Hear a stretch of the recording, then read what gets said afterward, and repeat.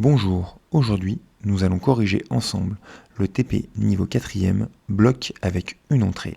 L'idée de ce TP c'est de manipuler puis de créer des blocs avec une entrée, c'est-à-dire un paramètre que nous allons écrire et saisir à l'intérieur pour lancer ce bloc. Nous allons cliquer sur voir à l'intérieur pour effectuer ce TP. Donc dans un premier temps je vais vous le présenter et puis ensuite nous allons le corriger et uniquement ici dans cette vidéo la version simple de ce TP. Je rappelle que le lien de ce TP ainsi que des corrections simples comme la correction des prolongements sera dans la description de la vidéo.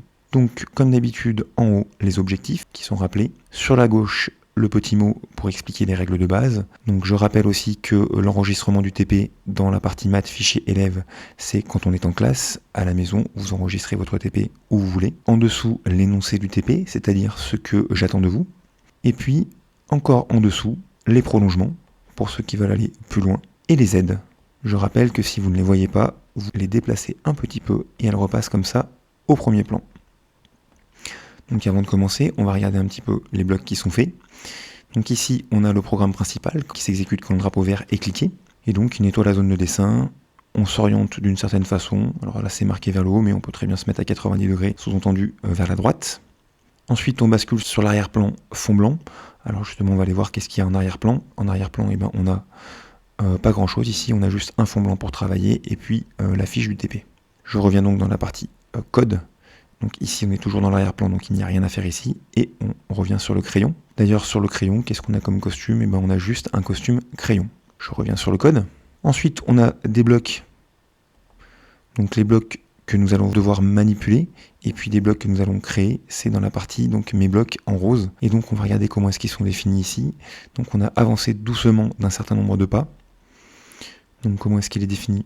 Eh bien on voit qu'au lieu d'avancer d'un coup d'une certaine longueur, on répète 10 fois avancer de 1/10 de la longueur. L'idée c'est qu'avec Scratch, quand on met une boucle, eh bien, il y a un petit temps d'attente qui se déclenche. Comme ça ralentit l'affichage dès qu'on a une boucle et quelque chose à tracer. Cela dit, si vous allez dans modifier et vous activez le mode turbo, à ce moment-là, le temps d'attente n'y est plus et on ne verra pas donc l'utilité de ce TP si on se met en mode turbo. Donc nous, on va rester en mode normal et puis on va regarder aussi dessiner un certain type de figure. Donc ici, on voit que si on doit dessiner un rectangle, la figure, le rectangle est déjà expliqué. Donc on avance de 100, on tourne de 90, on avance de 50, on tourne de 90 et le tout on le fait 2 fois pour faire un rectangle puisqu'il y a 2 fois la longueur et 2 fois la largeur. On voit aussi qu'il y a une autre figure qui est déjà tracée, à savoir un triangle. Alors ici, sous-entendu même un triangle, pas n'importe comment, un triangle équilatéral puisqu'on avance 3 fois de la même longueur et on tourne du même angle.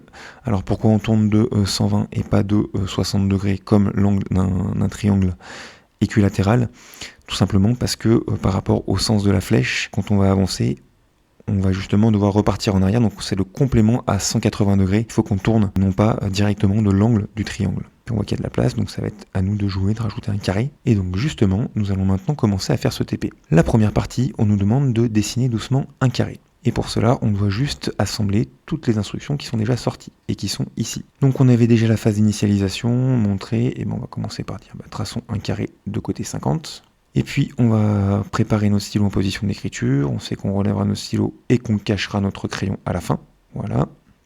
Et puis maintenant, il faut qu'on fasse un carré, donc un carré c'est tout simple, on a 4 côtés de même longueur, 4 angles droits, donc on va répéter 4 fois, avancer et tourner. Donc nous cette fois c'est plus avancer classique, qui est en bleu dans les instructions mouvement, on va utiliser nous l'instruction avancer doucement qui est créée ici.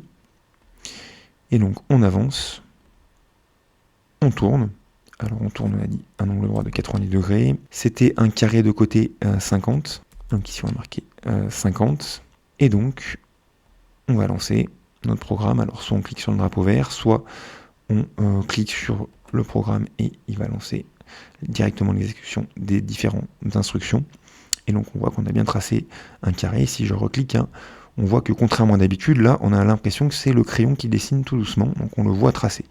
Pourquoi? Eh bien parce qu'au lieu d'avancer directement d'une longueur, on peut faire la différence.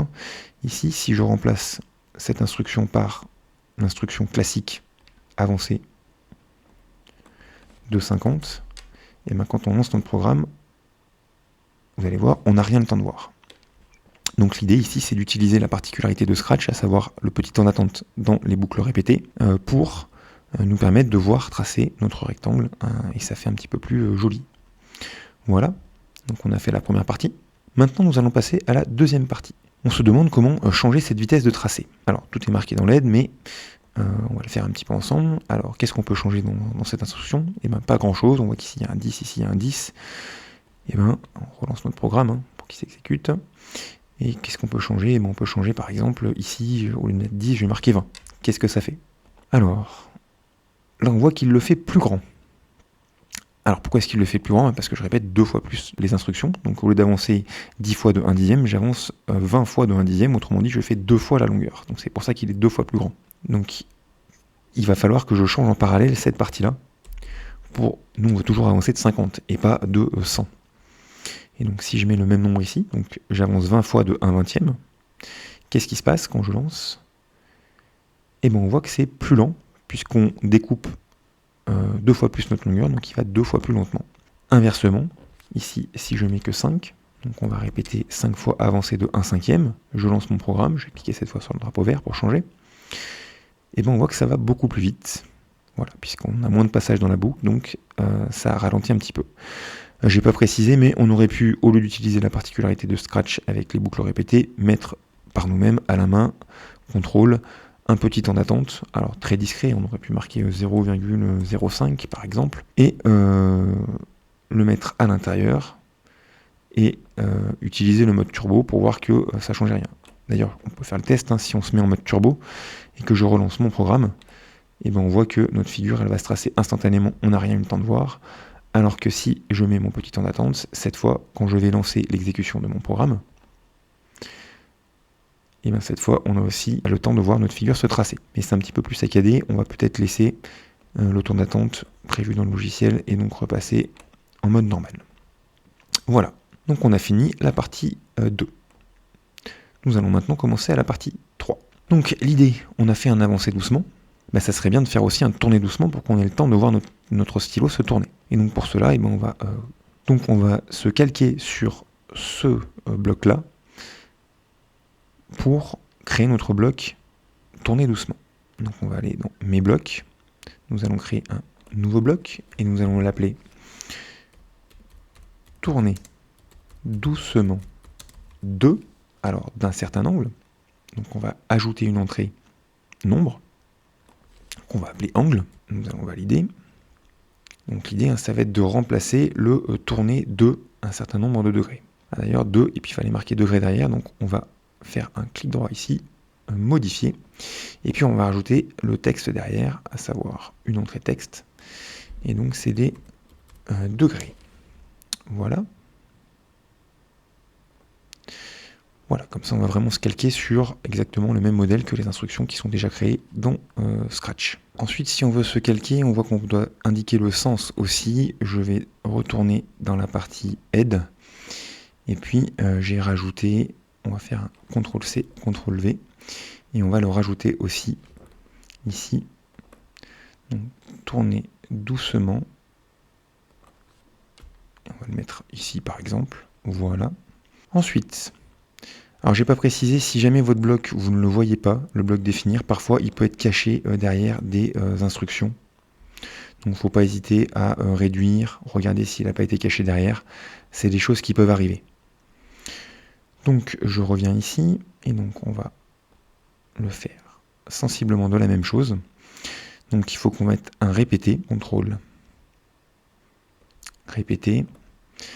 Ensuite on va utiliser le tourner. Alors on va justement prendre celui-ci, que nous allons enlever, puisque nous allons le remplacer par tourner doucement de 90 degrés. Et donc nous allons le mettre maintenant dans notre sous-programme, tourner doucement. Et puis on a dit qu'il fallait découper, au lieu de tourner d'un coup de 90 degrés, on va, si on a marqué répéter 10 fois, et on va tourner d'un dixième de l'angle. Donc on va dans opérateur, et nous allons faire une division. Donc la variable angle, elle n'est pas dans la partie variable, puisqu'elle est interne à ce bloc, et donc on la retrouve dans l'entête du bloc, ici, on clique dessus, et on le prend. Et donc on va pouvoir le mettre ici, et donc puisqu'on a mis 10 là, on va mettre aussi 10 ici. Voilà, donc normalement ça devrait fonctionner. On va lancer pour y voir plus clair. Je clique sur mes instructions. Et maintenant nous voyons, nous avons le temps de voir notre crayon se tourner doucement. Nous venons de finir la partie 3, je crois. Nous allons maintenant passer à la partie 4. Cette fois, l'idée, c'est de choisir la figure que l'on veut tracer. Et donc, nous allons devoir modifier le programme principal. Donc là, par défaut, on traçait notre carré. Mais maintenant, on ne veut plus le faire ici. Donc, on va le retirer. Et donc, nous, ce qu'on veut, c'est dessiner un certain type de figure en fonction de ce que l'utilisateur nous demande. Et donc pour cela, il faut qu'on pose la question à l'utilisateur, on lui demande qu'est-ce qu'il doit faire.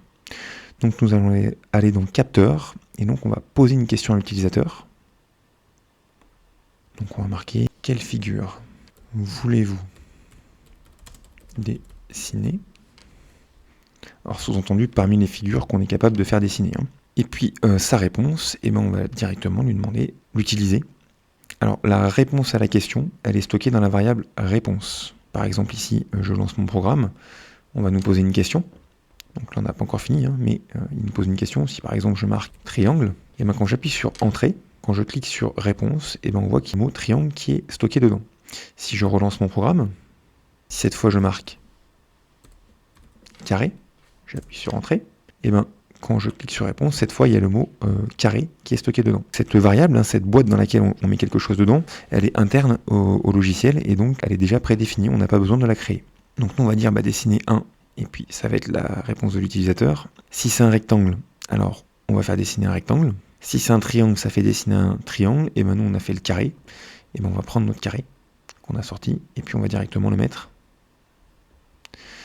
dans le programme, ici. Donc on va dupliquer tout ça et on va dire si cette fois la figure c'est un carré, et on veut qu'il dessine un carré.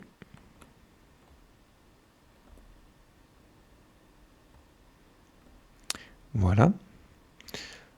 Et on va maintenant tester notre programme. Donc on clique quelque part dessus ou sur le drapeau vert. Donc si on demande un carré, est-ce qu'il nous fait bien un carré? Oui. Si on lui demande un triangle, est-ce qu'il nous fait bien un triangle? Alors, encore faut-il l'écrire correctement. Oui. Et puis, si on lui demande cette fois un rectangle, est-ce qu'il nous fait bien un rectangle? Oui. Voilà, nous avons maintenant terminé la version de base de ce TP. Bien sûr, on peut s'apercevoir qu'il y a certaines limites à ce programme. Si je demande un losange, il ne sait pas faire, et puis il ne se passe rien, donc il n'y a aucun message de prévu. Donc là, peut-être qu'il faudrait enrichir un petit peu ce programme-là pour traiter les erreurs de saisie ou les choses qu'on ne sait pas encore faire. Dire à l'utilisateur, non, on ne sait pas encore le faire, ou non, je ne vous ai pas compris. Et puis il y a encore beaucoup de sources d'amélioration, et je vous laisserai regarder ça dans une prochaine vidéo dans le prolongement. Merci, et à bientôt dans une prochaine vidéo.